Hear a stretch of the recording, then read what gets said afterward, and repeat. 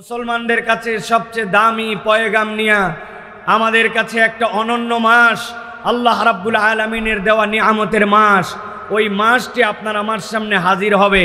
বুঝে থাকলে বলেন তো, যেই মাসের কথা আমরা বলছি ওই মাসটার নাম কি? আর একটু মহব্বতে বলেন, ওই মাসটার নাম কি?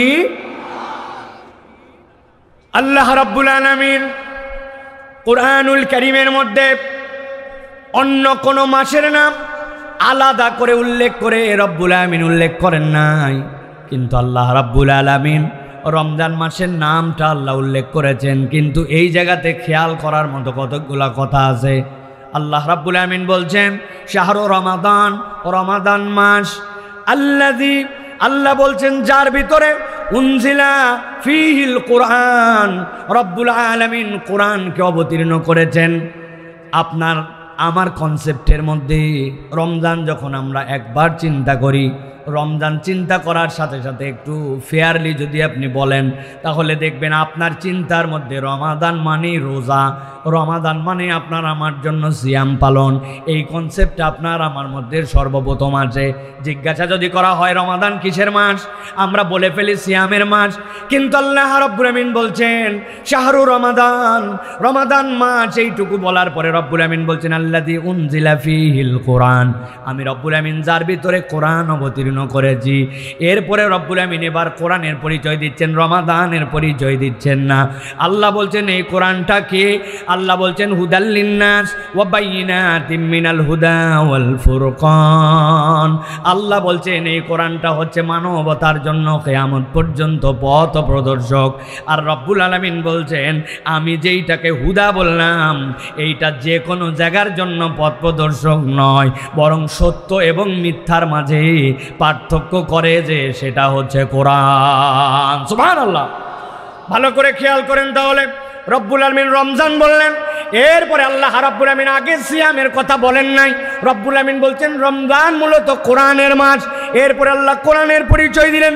তারপরে আল্লাহ বলছেন ফামান শাহিদা মিনকুমুশ শাহরা ফালইয়াসুম, আমি আল্লাহ রাব্বুল আমিন দায়িত্ব দিলাম এই কোরআনওয়ালা মাসটা তোমরা যদি কেউ পেয়ে যাও, আমি রব্বুল আমিন তোমাদের জন্য নির্দেশনা দিলাম, তাহলে তোমরা সিয়াম পালন করো। তোমাদের জন্য রব্বুল আলামিন সিয়াম পালন করার দায়িত্ব বানালেন। তাহলে রমাদান আপনাকে মনে রাখতে হবে, প্রথম হচ্ছে আপনার আমার জন্য রমাদান হচ্ছে কোরআনের মাস। কিসের মাস?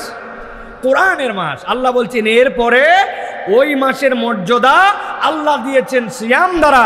তোমাদের মধ্যে থেকে যারা পারবে আল্লাহ বলছেন তোমরা যেন সিয়াম পালন করো। আল্লাহ এরপরে সিয়ামের বিধান দিয়েছেন ওয়ামান কানা মিনকুম মারিদান আও আলা সাফারিন ফাইদ্দাতুম মিন আইয়ামিন উখার। তোমাদের মধ্যে কেউ যদি অসুস্থ হও, কেউ যদি সফরে থাকো, আল্লাহ বলছেন আল্লাহ তোমাকে বাধ্য করেন নাই, যতই অসুস্থ হও মরে যা তাও রোজা রাখা লাগবে। আল্লাহ বলছেন আল্লাহ রাব্বুল আমিন এটা বাধ্য করেন নাই। আল্লাহ বলছেন ইউরিদুল্লাহু বিকুমুল উসরা ওয়ালা ইউরিদু বিকুমুল উসরা, আল্লাহ তোমাদের জন্য সহজ করতে চান। রব্বুল আলামিন তোমাদেরকে এই বিধান দ্বারা কঠিন কিছু দিতে চান না। কিন্তু আমি যদি আমার ভাইদের কাছে আজকে বলতে চাই যে প্রিয় ভাইয়েরা, রমাদান তো আমাদের কাছে সমাগত, কিন্তু এই রমাদানের প্রস্তুতি কি আমাদের আছে কিনা? রমাদানের প্রস্তুতি আছে আমাদের? কি প্রস্তুতি আছে আপনাদের? আমাদের রমাদানের প্রস্তুতি হচ্ছে সোয়াবিন তেল কিছু কিনে রাখতে হবে, পেঁয়াজের দাম যদি বেড়ে যায় পেঁয়াজের প্রস্তুতি নিতে হবে, ভালো ভালো খেজুর আগের থেকে কিনে কম দামের কিছু খেজুর ম্যানেজ করতে হবে, আর রমজান কেন্দ্রিক আমার কিছু বাজার সদাই করতে হবে। এই বাজার সদাইয়ের জন্য আমাদের প্রস্তুতি আছে। কিন্তু রমাদান বেসিক্যালি এই খেজুর কিনা, রমাদান বেসিক্যালি এই ছোলা কিনা, মুড়ি কিনা, এই প্রস্তুতির জন্য রমাদান আসে নাই, বরং রমাদানের জন্য আল্লাহ রসুলের দেখানো একটা প্রস্তুতি আছে। ওই প্রস্তুতির ব্যাপারে আমরা মোটামুটি বেখবর। যদি বলেন হুজুর একটা পরীক্ষা নেন, আমি যে কোনো একজনের কাছে একটা পরীক্ষা নিতে পারি। ভাইয়েরা, এইবার রমজান মাস আরবি হিজরি সালে কোন সাল পড়তেছে একটু বলতে হবে। দু একজনকে ধরলেই মাথা নিচু করে ফেলবে যে হুজুর আরবি সাল তো আমার জানা নেই। এখানে এরকম লোক আছে কিনা ভাই? প্রিয় ভাইয়েরা, আমি একটা থিমকে সামনে রেখে আপনাদের কাছে সংক্ষিপ্ত কয়েকটি কথা বলবো। আমি আপনাদের কাছে একটা শ্লোক, একটা 2 লাইনের একটা পংক্তি বলতে চাই। আর কটা দিন পরে বিশ্ব মুমিন ঘরে আসছে খুব দামি এক মেহমান, মাহে রমাদান। আর কটা দিন পরে বিশ্ব মুমিন ঘরে আসছে খুব দামি এক মেহমান, মাহে রমাদান। এই থিমের উপরে আমি আপনাদের কাছে সর্বোচ্চ 10 থেকে 15 মিনিটের অনন্য কিছু বার্তা দিয়ে যেতে চাই। যদি এই থিমকে ধারণ করে আমরা আমাদের রমজানের প্রস্তুতি নেই, ইনশাআল্লাহ বিগত সময়ের থেকে আমাদের এবছরের রমজান ভিন্ন রকম কিছু হতে পারে। আল্লাহ যেন আমাদেরকে তৌফিক দান করেন।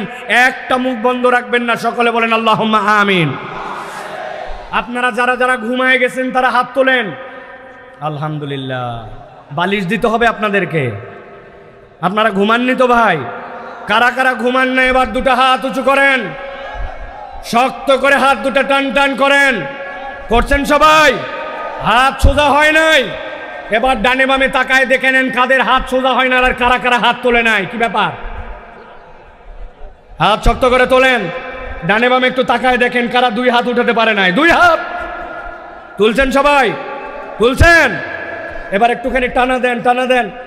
এবার পেছন দিকে দেন, পেছনে, হ্যাঁ সামনে দেন। এবার একটু ডানে দেন, এবার একটু বামে দেন। হাত সোজা করেন, গলাটা পরিষ্কার করেন। হয় নাই সবাই কিন্তু ইচ্ছা করে করে নাই। পিছনে দাঁড়া, ওই চাদরালা চাচা, কি ব্যাপার? হাত শক্ত করেন। করছেন? এবার গলাটা পরিষ্কার দেন। বুক বরাবর হাত না নেই বরাবর। আমি রমজান প্ল্যানিং আপনাদের কাছে দিব, তবে তার আগে আল্লাহর নামে উচ্চ কণ্ঠে এই ময়দানকে জানাতে হবে যেখানে যারা কোরআন শোনার জন্য আসছে তারা কেউ নির্জীব নয়, তারা সকলে রেডি আছে, কোরআনকে রিসিভ করার জন্য মন থেকে প্রস্তুত আছে। যারা প্রস্তুত আছে হুঙ্কার দিয়ে একটা তাকবীর দিতে হবে। পারবেন ইনশাআল্লাহ? সবাই পারবেন ইনশাআল্লাহ? যারা যারা পারবেন না তারা হাত টুটা সোজা করেন উপর দিকে। পারবেন সবাই? দেখে এবার যারা পারবেন সকলে লিল্লাহে তাকবীর বললে হাত দুটো উপর দিকে ছুঁড়ে দিবেন। পারবেন না ইনশাআল্লাহ? রেডি তো সবাই? গলা পরিষ্কার আছে? দেখে তাকবীর দেন। লিল্লাহে তাকবীর, লিল্লাহে তাকবীর। আল কোরআনের আলো, আল হাদিসের আলো। তোমার নেতা আমার নেতা, তোমার নেতা আমার নেতা। আলেম ওলামা যেখানে, আল্লাহর আইন যেখানে। লিল্লাহে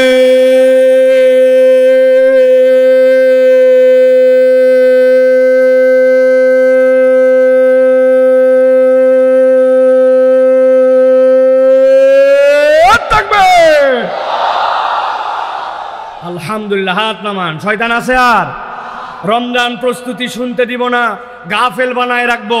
শয়তানকে এই সুযোগ দেওয়ার সুযোগ নাই, কেননা আল্লাহু আকবারের স্লোগান শুনলে শয়তান থাকতে পারে না, ঠিক কিনা? এই জন্য এই বাংলাদেশে অনেকে আল্লাহু আকবারের স্লোগান পছন্দ করে না।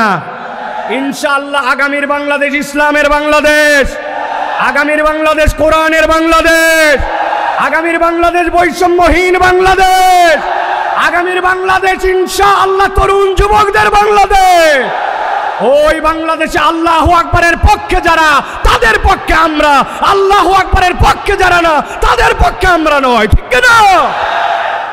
রেডি তো?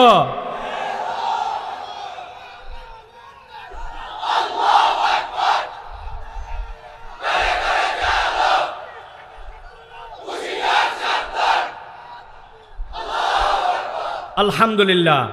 এখন তাহলে মোটামুটি এনার্জি ফুল ফুল। আমরা তাহলে এখন মূল আলোচনায় প্রবেশ করি। আর কটা দিন পরে বিশ্ব মুমিন ঘরে আসছে খুব দামি এক মেহমান, মাহে রমাদান।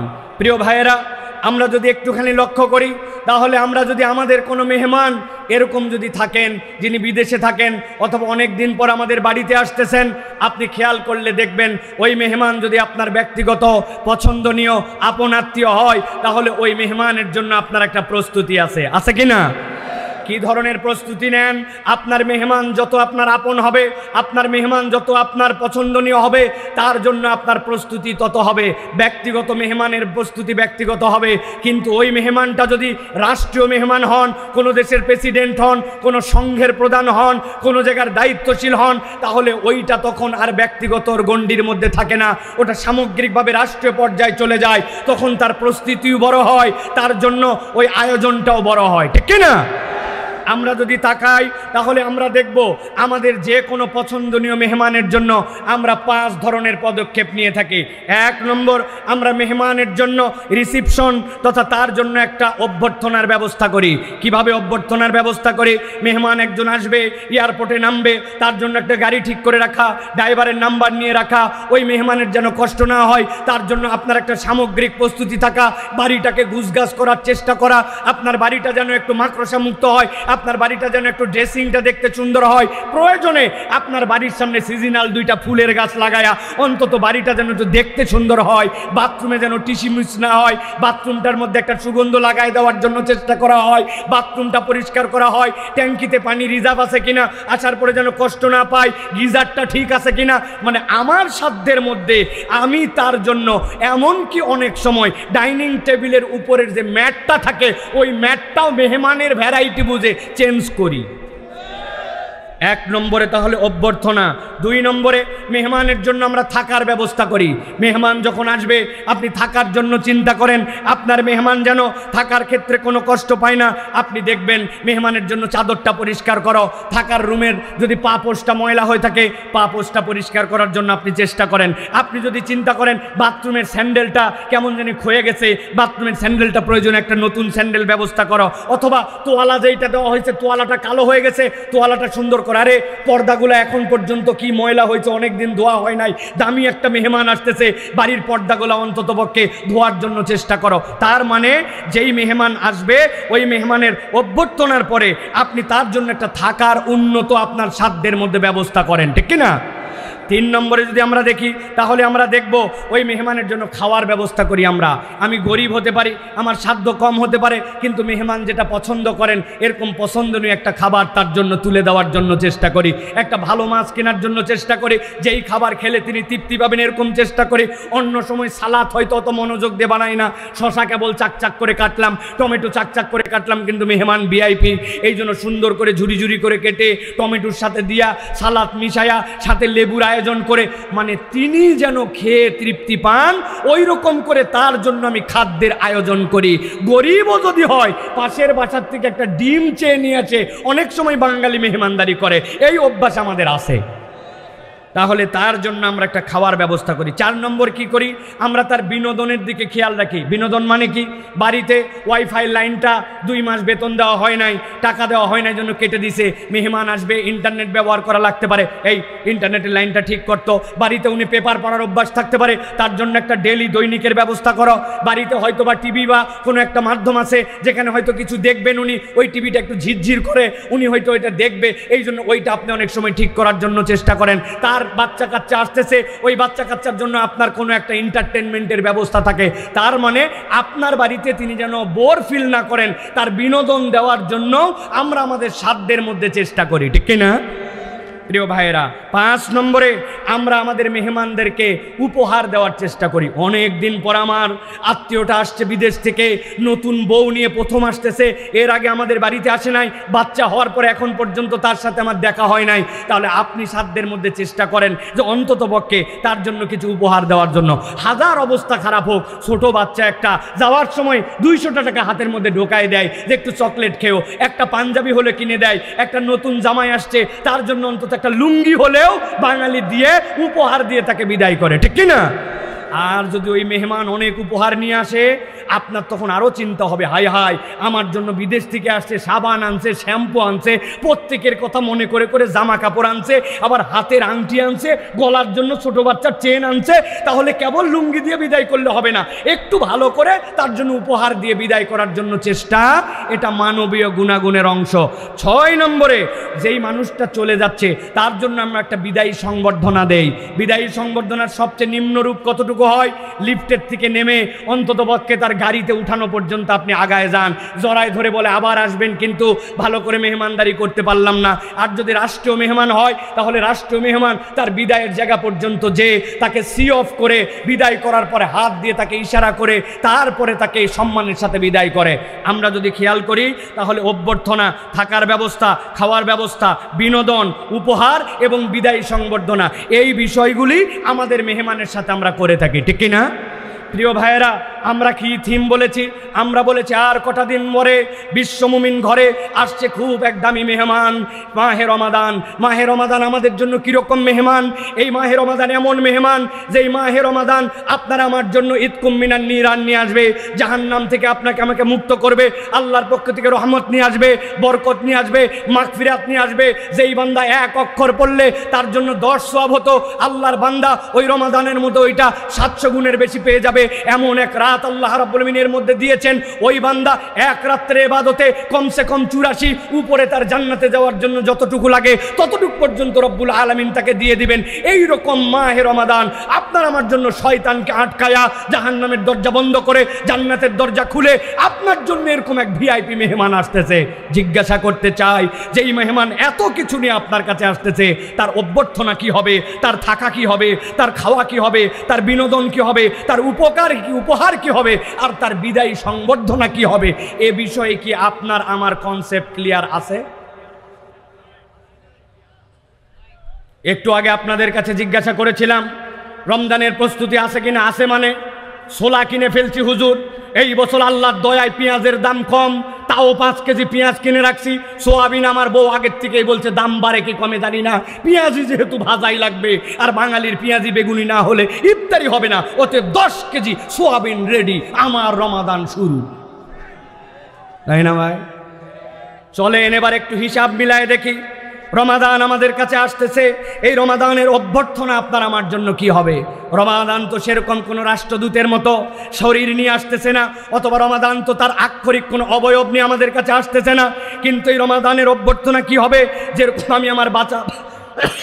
আমি আমার বাসা গুছাই, যেরকম আমি আমার বাসার জন্য প্রস্তুতি নেই, যেরকম আমার ভ্যাসটার মধ্যে একটা ফুল রেখে দিয়ে অন্ততপক্ষে মেহমানের জন্য আমার ফুলদানিটা সাজানোর চেষ্টা করি, আমার জন্য তার বাড়ির সামনে ফুল লাগানোর চেষ্টা করি, বাথরুমের দুর্গন্ধ দূর করার জন্য চেষ্টা করি, তোয়ালাটা পরিবর্তন করার চেষ্টা করি, এটা মেহমানের জন্য অভ্যর্থনা। তার জন্য এয়ারপোর্টে তার গাড়িতে আসার জন্য যেন কোনো সমস্যা না হয়, ড্রাইভারের নাম্বারটা পর্যন্ত হোয়াটসঅ্যাপ করে দিয়ে রাখি।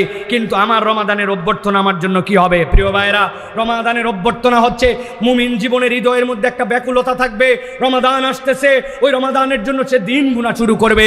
নবী করিম সাল্লাল্লাহু আলাইহি সাল্লামের ব্যাকুলতা ছিল, 2 মাস আগের থেকে নবীজি দোয়া করতেন, আল্লাহুম্মা বারিক লানা ফি রজব ওয়া শাবান ওয়া বাল্লিগনা ফি রমাদান। হাদিসের মধ্যে আসতেছে নবী করিম সাল্লাল্লাহু আলাইহি সাল্লামের সাহাবায়ে কেরাম 6 মাস পার হয়ে যাওয়ার পর থেকে রমজানের জন্য প্রহর গুনতে শুরু করতেন। রমজানের জন্য আপনার অভ্যর্থনা, আপনার মনের তামান্না, আপনার তাড়না, এটা প্রত্যেক ইমানদারের মধ্যে থাকতে হবে। রমাদান যেদিন শুরু হলো সেদিন থেকে আপনি শুরু করলেন এরকম নয়, বরং আপনার হৃদয়ের মধ্যে এটার জন্য আকর্ষণ থাকতে হবে।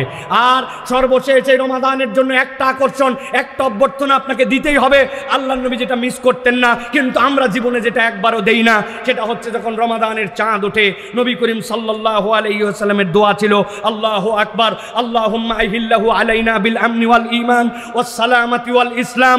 আল্লাহর কাছে নবী করিম সাল্লাল্লাহু আলাইহি ওয়াসাল্লাম যখনই চাঁদ উঠতো বলতেন, আমার রব বড়, হে আল্লাহ আমি আপনার কাছে বলতেছি, আল্লাহ এই চাঁদের ভিতরে আমার ঈমানের নিরাপত্তা দেন, আমার জন্য নিরাপত্তা দেন, আমার আমলের নিরাপত্তা দেন। ওয়াত তাওফীক লিমা ইউহিব্বু ওয়া তারদা, আল্লাহ আপনি যেটা পছন্দ করেন, আপনি যেটাতে খুশি হন, ওইটা বেশি বেশি করার তৌফিক দান করেন। আর হে চাঁদ, জেনে রাখো আমি তোমাকে বলতেছি, রব্বি ও রব্বুক আল্লাহ, তোমার রব আল্লাহ, আমার রব আল্লাহ। সুবহানাল্লাহ।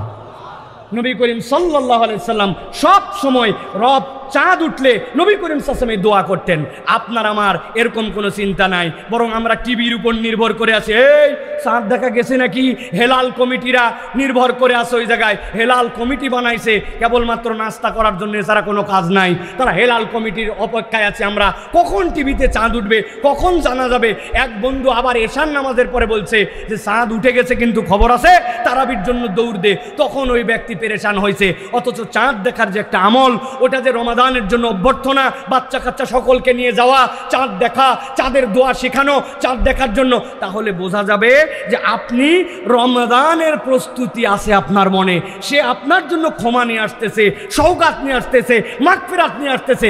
এখন থেকেই তাহলে দিন গণনা করে রমাদানের জন্য অপেক্ষা করা, ওই মেহমানের জন্য আপনার হৃদয়ের মধ্যে তামান্না, প্রস্তুতি নেওয়া, ওই রমাদানকে টার্গেট করে প্ল্যানিং করা, এইটা হচ্ছে রমাদানের জন্য অভ্যর্থনা। মনে থাকবে?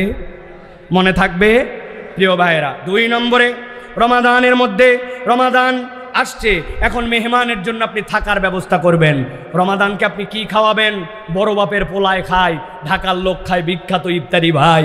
আপনারা মনে করতেছেন মাটন রোস্ট আর বিভিন্ন ধরনের চপ, স্বামী কাবাব, স্ত্রী কাবাব, হাঁড়ি কাবাব, বটি কাবাব, দাও কাবাব, কোদাল কাবাব আছে না ভাই?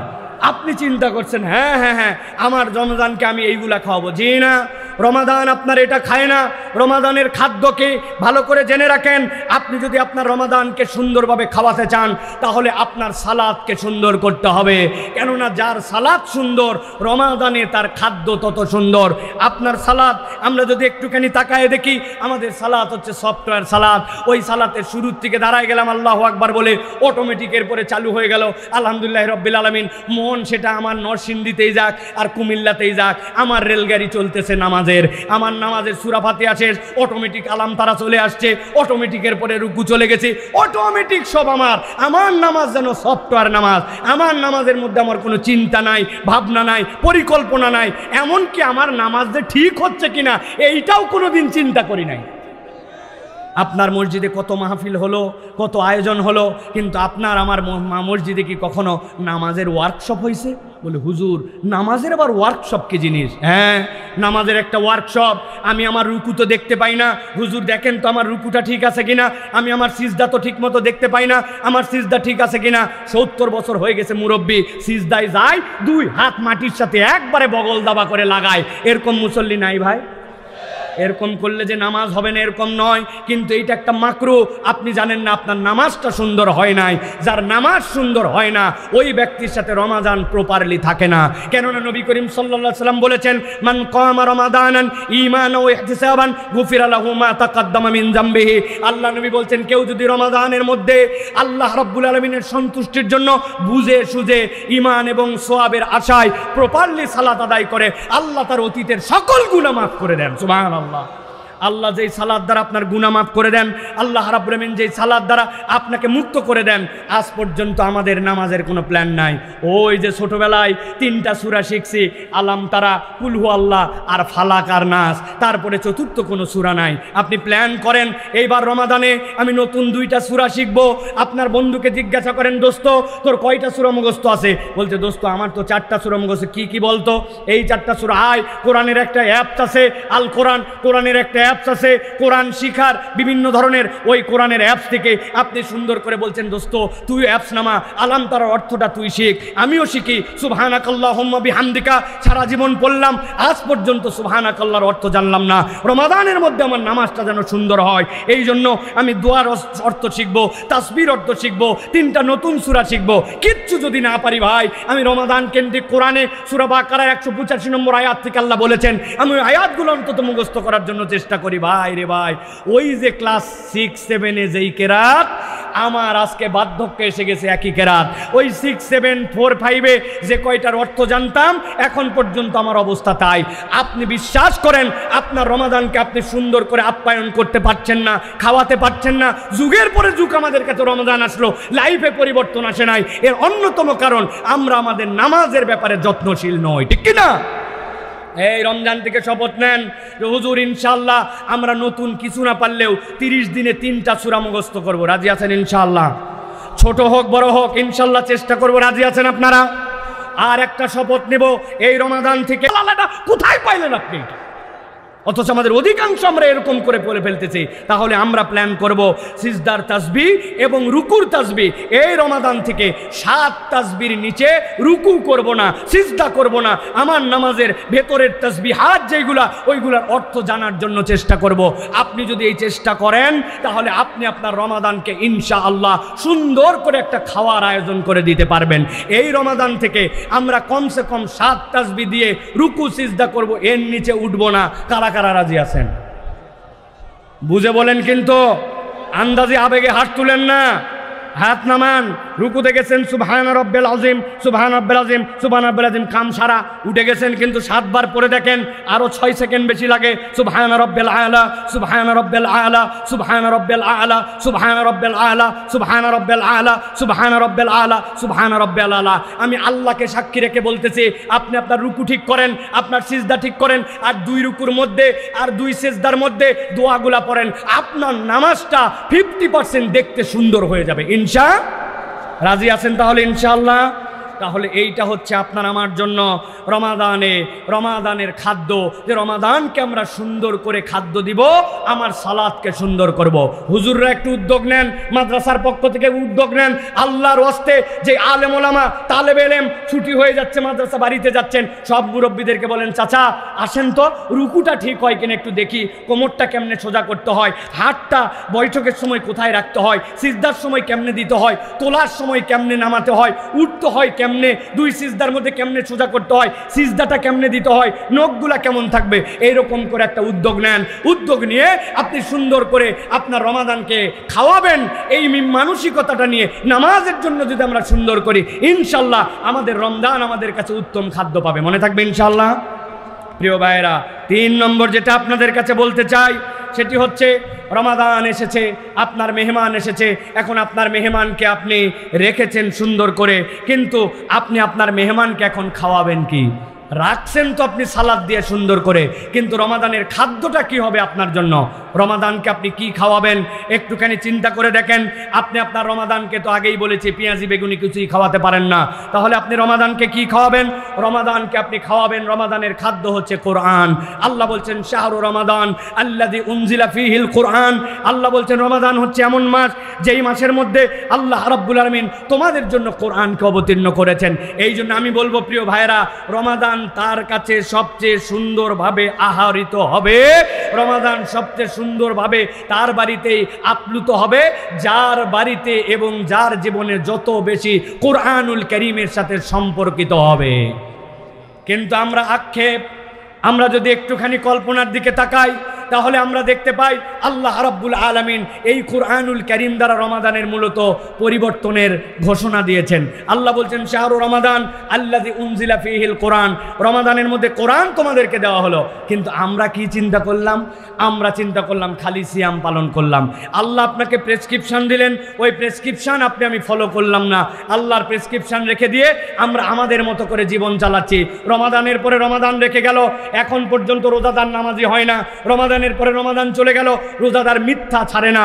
রমাদানের পরে রমাদান চলে গেল, আগের মুসলমান আর পরের মুসলমানের কোনো পার্থক্য হয় না। এর অন্যতম কারণ, রমাদান আছে আমাদের সাথে, কিন্তু কোরআনুল কারীমের সাথে আমাদের সম্পর্ক নাই।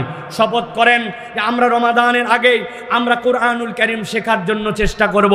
রমাদানের আগেই আমরা প্ল্যান করব যে আমরা কতটুকু সূরা মুখস্থ করব। পুরা কোরআনুল কারীম সাধ্যের মধ্যে থাকলে একবার অনুবাদ আমরা যদি শেষ করতে পারি, তাহলে এই রমাদান থেকে আমরা কোরআনুল কারীমকে মূল এন্টারটেনমেন্ট দিতে পারবো।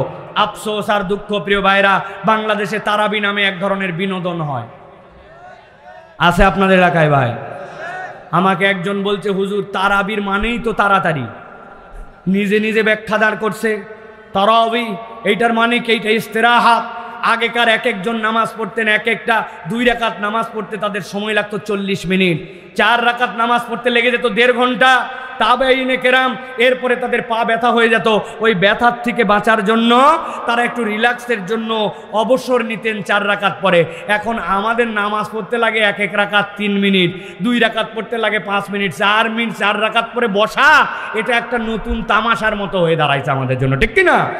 হ্যাঁ, বসি আমরা, সমস্যা নাই, কিন্তু আমাদের নামাজের তেলাওয়াত যেন সুন্দর হয়। আমাদের যারা হাফেজে কোরআন আছেন তারা যেন সুন্দর করে তেলাওয়াত করে।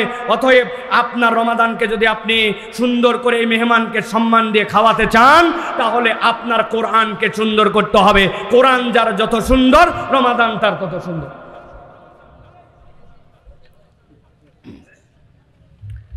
প্রিয় ভাইয়েরা, এরপরে আপনাদের কাছে যেটা বলেছি, আর কটা দিন পরে বিশ্ব মুমিন ঘরে আসছে খুব দামি এক মেহমান, মাহে রমাদান।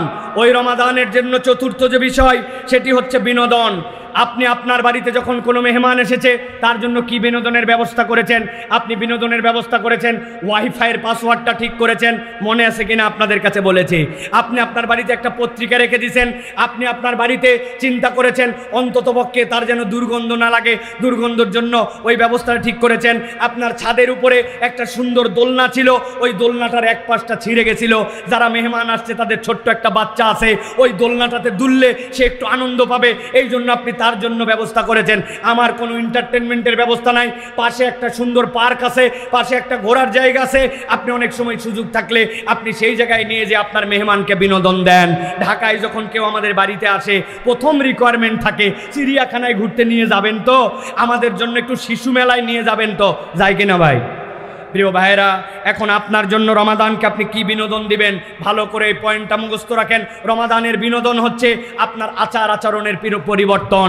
রমাদান আপনার কাছ থেকে দোলনাতে উঠবে না, রমাদান আপনার কাছ থেকে শিশু মেলায় যাবে না, চিড়িয়াখানা দেখতে যাবে না, কিন্তু যেই রমাদান আপনার জন্য এতগুলা পয়গাম সৌগাত নিয়ে এসেছে, ওই রমাদানের বিনোদন হচ্ছে আচার আচরণের পরিবর্তন। প্রিয় ভাইরা, আমি মিথ্যা কথা অব্যাহত রেখেছি, আমি চগলখুরি করি, আমি এখন পর্যন্ত বান্দার হক নষ্ট করে গীবত গিল্লা করি, আমি এখন পর্যন্ত কথাবার্তায় সুন্দর নয়। আপনার রমাদান আপনার কাছ থেকে বিনোদন পায় নাই, অথবা আপনাকে একটা প্ল্যানিংয়ের মধ্যে আসতে হবে। এইবার রমাদানে আমি বিনোদন দিতে চাই, মিথ্যা কথা কথায় কথায় আসতো, গালি মুখ থেকে বের হতো, আমি এখান থেকে বেরিয়ে যাব। আল্লাহ কোরআনুল কারীমের মধ্যে বলেছেন, ওয়ালা তুসাইর খাদ্দাকা লিন্নাস ওয়ালা তামশি ফিল আরদি মারহা। আমার মধ্যে একটা হামবড়াই আছে, একটা অহংকার আছে, আমি কথা বললেই কেমন জানি চটে চটে মানুষের সাথে কথা বলি। অথবা আমি রমাদান থেকে চিন্তা করব আমার কথাটা যেন সুন্দর হয়, অহংকার যেন দূর হয়। আল্লাহ বলছেন ওয়াকসুদ ফি মাশিক ওয়াকদুদ মিন সাউতিক। আল্লাহ বলতেছেন তুমি তোমার চলাফেরায় নম্র হও, তুমি তোমার কথা বলায় সুন্দর হও। আমি এখন থেকে আমার এই সকল জিনিসগুলো আইডেন্টিফাই করব। আমার একটু রাগ বেশি, বাহিরে খুব ভালো, কিন্তু বউয়ের কাছে গেলে আমার গরমটা যেন কেন 100 হয়। আছে না ভাই এরকম লোক? অথবা আপনি এখান থেকে বেরিয়ে আসার জন্য চেষ্টা করবেন। আপনি যদি আপনার আচার আচরণ সুন্দর করতে পারেন, তাহলে আপনার এই মেহমানকে আপনি সম্মান দিতে পারবেন। অতএব এর জন্য আপনার একটা প্ল্যান লাগবে যে আপনি আপনার রমাদানে আচার আচরণ এবার ঠিক করবেন। প্রিয় ভাইরা, 5 নম্বর, শায়েখ চলে আসছেন, অনুমতি দিয়েছেন জন্য আমি আমার 2টা পয়েন্ট শেষ করতেছি। প্রিয় ভাইরা, 5 নম্বর যেটা প্ল্যানিং, সেটা হচ্ছে গিফট। আপনার আত্মীয় এসেছে, তার জন্য আপনার জন্য নিয়ে এসেছে স্বর্ণের চেন, আপনার জন্য নিয়ে আসছে দামি শ্যাম্পু, আপনার জন্য এনেছে সাবান, আপনার জন্য এসেছে বিদেশি বিভিন্ন ধরনের গিফট। আপনি তখন চিন্তা করছেন, প্রথম দেখলাম বউসহ আসছে, একটা শাড়ি অন্তত দেই, বাচ্চার হাতে অন্তত 500 টাকা দেই, বাচ্চার হাতে অন্তত বিস্কুট খাওয়ার জন্য, চকলেট খাওয়ার জন্য কিছু একটু দেই। আমার সাধ্যের মধ্যে আমরা একটু বিনোদন দেওয়ার চেষ্টা করি, কিচ্ছু নাই। বাড়িতে একটু শুটকি বানায় রাখছিল, একটু শুটকি পোতলা ব্যান্ডে দিয়ে দিছে। বাড়িতে ছাদের মধ্যে একটু টমেটো লাগাইছিল, 5টা টমেটো তুলে হাদিয়া দিছে যে এইটা আমার পক্ষ থেকে নিয়ে যাও। এইটুকু হলেও আমরা করার চেষ্টা করি, ঠিক কিনা? প্রিয় ভাইয়েরা, আপনার রমাদানকে আপনি কি গিফট দিবেন? রমাদানের গিফট আর কিছু নয়, রমাদানের গিফট হচ্ছে মানব কল্যাণ। আপনি আপনার দুনিয়াতে একটা ডায়লগ বের করেছেন, নিজে বাঁচলে বাপের নাম। এর থেকে বড় ইসলামের নামে তহমত আর কিছু হতে পারে না। মুসলমান কখনো এই সংজ্ঞা দিতে পারে না। আল্লাহ বলছেন কুনতুম খয়রা উম্মাহ উখরিজাত লিন্নাস, তোমাকে সৃষ্টি করা হয়েছে মানুষের জন্য, আপনি খালি আপন আপন ভাবনা নিয়ে আসেন। রমাদানকে যদি বিনোদন দিতে চান, তাহলে আপনার জন্য মানব কল্যাণের চেষ্টা করতে হবে। দুস্থ, অনাথ, যেই সকল বিপদগ্রস্ত, তাদের পাশে দাঁড়াতে হবে। আপনার প্রচেষ্টা হবে আপনার সাধ্যের মধ্যে মানব কল্যাণে কিছু করা। কিচ্ছু পারি নাই, মসজিদের অজুখানাটা আমি পরিষ্কার করে, মসজিদের পাশে ওয়ালে কারা যেন পোস্টার লাগাইছে, পোস্টারটা তুলে দিছি। একটা ছোট্ট একটুখানি রাস্তা ছিল, যে রাস্তার পুলের গোড়াটা এখন পর্যন্ত কেন জানি মিলে নাই, গাড়িগুলা ওঠার সময় একটু ধাক্কা খায়। হ্যাঁ রাখ, এটা সড়ক ও জনপদের কাজ, আমার কাজ কিনা না। আপনি চিন্তা করছেন আমি একটুখানি মানব কল্যাণের চিন্তা করে এই রাস্তাটা একটু ঠিক করে দেওয়ার জন্য চেষ্টা করি। কোনো একটা ভাই বিপদে পড়ছে, তার জন্য একটু আগায় যায়। আপনি যদি মানব কল্যাণের কোনো একটা শপথ নেন, সমাজ পরিবর্তনের সারথি হন, আপনি আপনার প্রোগ্রামে কেবল ব্যক্তিগত না রেখে সামগ্রিক যারা ভালো কাজ করে তার সাথে একটু যুক্ত হন, আল্লাহ রাব্বুল আলামিন আপনাকে আমাকে যে রমজান দিয়েছিলেন, ওই রমাদান তাহলে আপনার পক্ষ থেকে একটা গিফট পাবে। এই জন্যই বলা হচ্ছে ইন্না হাযা কানা লাকুম জাযাআন ওয়া কানা সা'য়ুকুম মাশকুরা। তোমাদের মধ্যে থেকে ওই প্রচেষ্টা, যেই প্রচেষ্টাগুলো আল্লাহ পছন্দ করেন, ওইটা করলে তুমি আল্লাহর কাছেও প্রশংসিত হবে, আল্লাহও সেটা কৃতজ্ঞতার সাথে স্মরণ রাখবেন। কোন কাজ? যেটা তার বান্দার কল্যাণের জন্য বান্দা করে। অতএব এই রমাদানে আমাদের প্রস্তুতির একটা অংশ হচ্ছে রমজানকে গিফট দেব মানব কল্যাণ দিয়ে। সর্বশেষ যেটা বলতে চাই, প্রিয় ভাইরা, রমাদানকে আমরা বিদায় দিব। আমাদের বিদায় দেওয়ার সময় সংবর্ধনা দেই। কি বলেছিলাম? কিছু দূর আগায় যায় অন্ততপক্ষে তাকে একটা বিদায় দেওয়ার জন্য চেষ্টা করি না ভাই? রমাদানের বিদায় কি হবে? রমাদানের বিদায় আর কিছু নয় প্রিয় ভাইরা, রমাদানের সবচেয়ে বড় সম্পদ, ইমানদারের সবচেয়ে বড় হাতিয়ার, সেটা হচ্ছে রমাদানের বিদায় হচ্ছে উত্তম দোয়ার প্র্যাকটিস করা। এই পয়েন্টে কথা বললে আপনারা মনে কষ্ট পান প্রিয় ভাইরা। আমরা আল্লাহর কাছে ফেরতও আসি না, আল্লাহর কাছে আমরা দোয়াও করি না, অথচ আল্লাহ বলছেন আফালা ইয়াতুবুনা ইলাল্লাহ ওয়া ইস্তাগফিরুনাহু, তোমরা কি আল্লাহর কাছে ফেরত আসবে না এবং তার কাছে ইস্তেগফার করবে না? আপনি আমি আল্লাহর কাছে দোয়া করি আর ইস্তেগফার করি। আমি শত জায়গায় বলি, এই দোয়া, এই ইস্তেগফার অনেক সময় এটা স্বয়ং আমাদের জন্য বেয়াদবি হয়। আল্লাহ চাইতে বলছে কেমনে আর আমি চাই কেমনে? আমার চাওয়ার সাথে আল্লাহর যে বলে দেওয়া পদ্ধতি তার কোনো মিল নাই। ভালো করে খেয়াল করেন, এই পয়েন্টটা মাথার মধ্যে ঢুকায় রাখেন। আপনি নামাজের মধ্যে আল্লাহর কাছে সালাম ফিরিয়েছেন, ফেরার পরে আল্লাহর কাছে তাসবিহ হাতের পরে দোয়া করবেন। কে হিসাব বেয়াদব আমরা, হাত তুলতে দেরি রব্বানা আছে কিনা ভাই? আছে। আপনি এই যে কি বলে আল্লাহর কাছে চপাত করে মারিয়ে দিলেন। আপনি বলছেন রব্বানা যালামনা আনফুসানা ওয়া ইল্লাম তাগফির লানা ওয়া তারহামনা লানাকুনান্না মিনাল খাসিরিন। আল্লাহ, আমার গুনাহ, আমার অপরাধ, আমার ভুল, এর কোনো শেষ নাই। আই রব, তুমি আমাকে ক্ষমা করে দাও। আপনি একবার চিন্তা করেন তো, যেই কথা বলে আল্লাহর কাছে আপনি দোয়া করলেন, ওইটার মধ্যে কোনো রকম কিছু না, এই যে মারলেন। এইটাই যদি আপনি শায়েখ আহমদুল্লাহ এখানে উপস্থিত, আপনার কোনো একটা সমস্যা, এই সমস্যার জন্য আপনি তার কাছে গেছেন যে শায়েখ আপনার কাছে আমার কথা আছে। শায়েখের পিএস বলছে থামা, আগেই যাওয়া যাবে না, সিরিয়াল আছে। উনি বলতেছে আমার কথা বেশিক্ষণ লাগবে না, আমার রেডি আছে কথা, আমার ছেলের একটা চাকরি দরকার, শায়েখের পরিচিত অমুক আছে, তার কাছে আমি একটুখানি নিবেদন দিব জন্য আমি শায়েখের কাছে জাস্ট খালি আর্জিটা দিব। আপনি ঘরের মধ্যে অনুমতি পাইছেন ঢোকার সাথে সাথে সালাম দিচ্ছেন, আসসালামু আলাইকুম শায়েখ, আপনি কেমন আছেন? আমার ছেলেটা কিন্তু অনার্স মাস্টার সবগুলো ভালো রেজাল্ট করছে, তার জন্য একটা চাকরির দরকার, মেহরবানি করে আপনি দ্রুত একটা চাকরির ব্যবস্থা করে দেবেন। গেলাম, আসসালামু আলাইকুম। শায়েখ ডাক দিয়ে বলবে, এই আমার কোন পিএস এই লোককে ঢুকাইছে, ওর চাকরি আগে দূর করা দরকার। কোন ব্যক্তির মাথা ঠিক আছে আর ঠিক নাই, যাকে তাকে আমার কাছে কেন আসতে দাও? আর এই লোকটা যদি আপনার মন্ত্রী হয়, তার কাছে যে আপনার কোনো একটা নিবেদন আছে, আপনি মন্ত্রীর কাছে গেছেন, যাওয়ার পরে ঢোকাই যায় না, কোনো মতে ঢুকছেন, ঢুকে আপনি মন্ত্রীকে সালাম দিয়ে বলছেন আসসালামু আলাইকুম মন্ত্রী সাহেব, আপনি কিন্তু আমার এলাকা থেকে মন্ত্রী হয়েছেন, আমি কিন্তু আপনাকে মহব্বত করে ভোটও আপনাকে দিচ্ছিলাম, আমার ছেলের কিন্তু চাকরি জরুরি দরকার, তার কাগজপত্র সব ঠিক আছে, আপনার কাছে দিয়ে গেলাম, আগামী 7 দিনের মধ্যে একটা চাকরির ব্যবস্থা করে দেবেন, আসসালামু আলাইকুম। মন্ত্রী বলবে ধরে একে বাঁধে ফেলা, ঠিক কিনা? আপনি এই জায়গায় জোরে জোরে ঠিক বলতেছেন, কিন্তু আপনি আমি নিজের জীবনে হিসাব মিলাই দেখি আপনার আমার দোয়াগুলা ঠিক এইরকমই। সালাম ফিরালাম অথবা দোয়া করতে মন চলে, একটু হাত তুললাম, আর হুজুরকে দেখতে পাইছি, হুজুর আমার জন্য দোয়া করবেন, আমার চাকরির জন্য দোয়া করবেন, আমার ছেলের জন্য দোয়া করবেন, আমার ছেলের জন্য হাফেজ হয় দোয়া করবেন, আমার বইয়ের মাজা ব্যথার জন্য দোয়া করবেন। তার দোয়া হুজুর কন্ট্রাক্টরে নিচে, আমি খালি চাওয়ার মধ্যে আছি, নিজের দোয়া আমি নিজে করি না, ঠিক কিনা? ভালো করে বোঝেন, রমাদানের বিদায় হচ্ছে আপনার জন্য একটা উন্নত দোয়া। আপনি আল্লাহর কাছে দোয়া করেছেন, হাত তুলে, আপনার হাত তুলে দোয়া ফুরায় না। আপনি সিজদায় গেছেন, আপনার সিজদায় দোয়া ফুরায় না।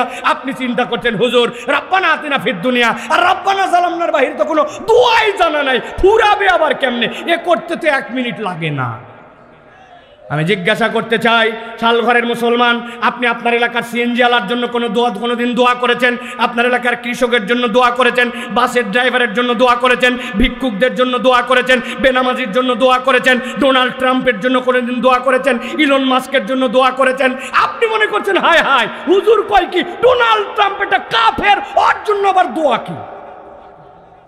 অথচ আল্লাহর নবী সাল্লাল্লাহু আলাইহি সাল্লাম কাট্টা কাফের, কাফেরের বাচ্চা কাফের, ইসলামের 1 নম্বর দুশমন আবু জেহেলের জন্য আল্লাহর নবী দোয়া করছেন, আল্লাহ আবু জেহেল অথবা ওমর, এই দুইজনের মধ্যে থেকে একজনকে অথবা দুইজনকে তুমি হেদায়েত দাও। আল্লাহর নবী আবু জেহেলের জন্য হেদায়েতের দোয়া করে, আর আমি আমার দোয়ার সাবজেক্ট খুঁজে পাই না। হুজুর আমার বাচ্চার জন্য দোয়া করবেন, আপনি আপনার বাচ্চার জন্য সিজদায় গেছেন, চোখগুলা বের হওয়ার যা জোগাড় হয়েছে, 30 মিনিট ধরে আল্লাহর কাছে বলছেন, আল্লাহ আমার ছেলেকে তুমি ইমাম নববীর মতো বানাও, ইমাম মুসলিমের মতো বানাও, আবু হানিফার মতো বানাও। আল্লাহ তুমি আমার গুনাহ মাফ করে দিবে না কেন? আল্লাহ তুমি আমাকে দাও, আমার রিজিকে দাও, এলাকায় দাও। আল্লাহ আমি তো আর কিচ্ছু মনে করতে পারতেছি না, আল্লাহ আর কি কি বাদ গেছে তুমি একটু আমাকে মনে করে দাও। ওহো, ঢাকার 8 নম্বর বাসের হেল্পারদের জন্য দোয়া করলাম, আল্লাহ ঢাকার ফুটপাতের দোকানদার জন্য দোয়া করলাম। আয় রব্বুল আলামিন, এমন মানুষ যারা সুযোগ ছাড়া পরে নামাজ পড়ে না তাদের জন্য দোয়া কর। আল্লাহ পৃথিবীর বিভিন্ন জায়গায় যারা কাজের বুয়া আছে, খালাম্মা আছে, এরা কাজ করে, এদের জন্য দোয়া করলাম। আপনি আল্লাহর কাছে দোয়া করবেন, যার দোয়া যত সুন্দর তার রমাদানের বিদায়ের প্রস্তুতি তত সুন্দর।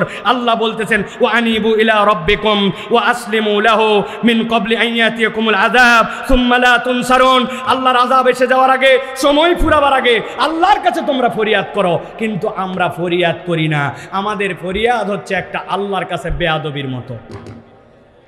অতএব প্রিয় ভাইয়েরা, আমি আপনাদের কাছে আবারও বলতে চাই, আর কটা দিন পরে আসছে বিশ্ব মুমিন ঘরে খুব দামি এক মেহমান, মাহে রমাদান। ওই মেহমানের অভ্যর্থনা, থাকার ব্যবস্থা, খাওয়ার ব্যবস্থা, বিনোদন, উপহার, বিদায়ী সংবর্ধনার জন্য প্রস্তুত হই। অভ্যর্থনাটা হচ্ছে আল্লাহর জন্য ব্যাকুল হওয়া, রমাদানের জন্য ব্যাকুল হওয়া। থাকার ব্যবস্থা হচ্ছে তার জন্য সালাত, খাওয়ার ব্যবস্থা হচ্ছে তার জন্য কোরআন, বিনোদনটা হচ্ছে তার আমাদের আচার আচরণ ঠিক করা, গিফট দিতে চাইলে মানব কল্যাণে যুক্ত হওয়া, আর তার জন্য বিদায়ী সংবর্ধনা, আল্লাহর জন্য দিল খুলে খুলে দোয়া করা। নবী করিম সাল্লাল্লাহু আলাইহি ওয়াসাল্লাম বলছেন, যে রমাদান পেল আর নিজের গুনাহ ক্ষমা করে নিতে পারল না, নবীজি বলছেন সে ধ্বংস হোক, রাগিমা আনফু, তার নাক ধুলামলিন হোক। আল্লাহর নবী বলেন না এই কথা, জিবরাইল আমিন বলেছেন, নবী আমিন বলেছেন। নবীর আমিন যদি একবার হয়, ওই দোয়া কখনো ব্যর্থ হয় না। অতএব আসুন আমরা আমাদের এবারের রমাদানটা একটুখানি ব্যতিক্রম করি। ছোট্ট একটা বার্তা, এই কথাগুলি ছড়িয়ে দেওয়ার জন্য চেষ্টা করেন। যতটুকু মনে আছে শোনেন, না হলে আবার শোনেন, নিজে প্রস্তুতি নেন, নিজে একটা খাতা কলম নিয়ে নিজের রমাদানকে সুন্দর করার জন্য উদ্যোগ নিব। কারা কারা এখানে আসেন যারা এবারের রমাদান সুন্দর করার জন্য খাতা কলমে লিখে একটা প্রস্তুতি নিব? আগামীকাল থেকে শুরু হবে। আপনারা সকলে হাত তুলবেন না ভাই, মেহেরবানি। অনেকে আছে গেলে হাত তোলার জন্য রেডি হয়ে আছেন, খবরদার হাত তুলবেন না। আগে বোঝেন যে লিখিতভাবে সুন্দর করে একটা প্ল্যানিং করব এই রমাদান সুন্দর করার জন্য। যারা লিখবেন তারা কেবল হাত তোলেন, আর হাত তোলা যাবে না যে আমি কি করব না করব, কয়টা সূরা জানা আছে, কয়টা সূরা শিখব, নিজের কোন খারাপ আচরণ আছে বাদ দিব, মিথ্যাটা বাদ দিব, গীবতটা বাদ দিব, অপরকে দাওয়াত দিব, কোরআন তেলাওয়াত বাড়াবো, এক খতম কোরআন দিব, করা যাবে না, লেখা যাবে না। আল্লাহ আমাদেরকে কবুল করবেন, আল্লাহুম্মা আমিন। هذا ما عندي والعلم عند الله سبحانك اللهم وبحمدك أشهد أن لا إله إلا أنت أستغفرك وأتوب إليك والسلام عليكم ورحمة الله وبركاته.